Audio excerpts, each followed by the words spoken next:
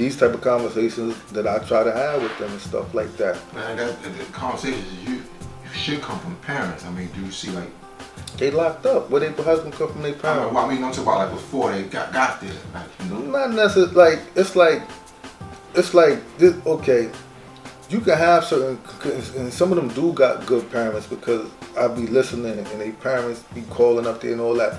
So they still got to come outside and negotiate their own space. Right.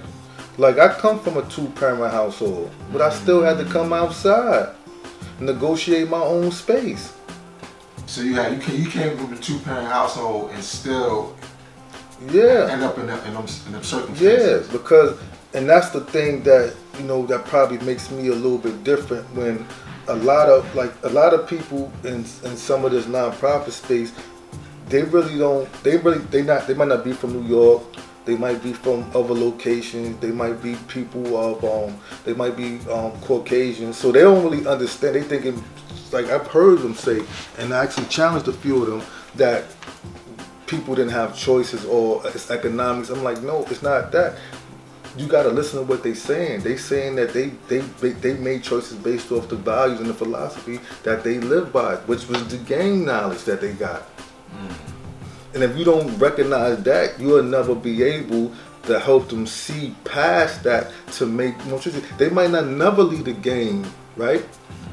That shouldn't be your concern one way or another. Your concern is like, yo, how can I make this person a productive human?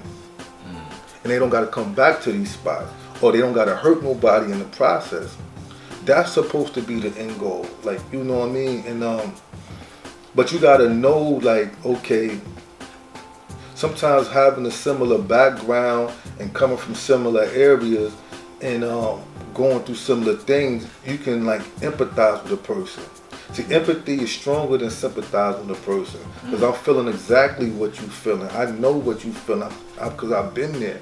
Sympathize, I see somebody get ate by an alligator, like I don't really know nothing about that, but I can sympathize your loss. Right, you know what I mean? So, and I think that a lot of time, people that's not from the struggle, they got good intentions, but it's coming from a place of sympathy, or sometimes it comes from a place of being paternalistic.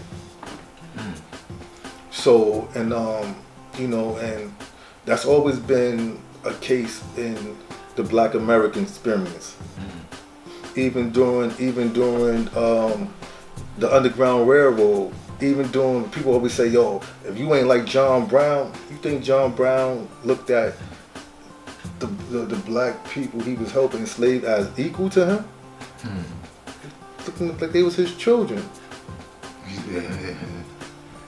You see what I'm saying? But people would say, so you gotta understand, even like with a lot of movements, even like some of the aspects, look at the Black Panther Party. You know, because Black Panther Party was allies with any ethnic group of people, and like Black Panthers was far from racist.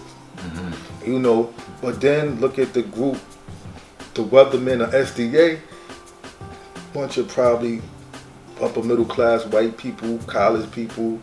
Next thing you know, they said they the vanguard of the movement. The Black Panthers ain't making the noise like they used to make the noise. If Mecca did this.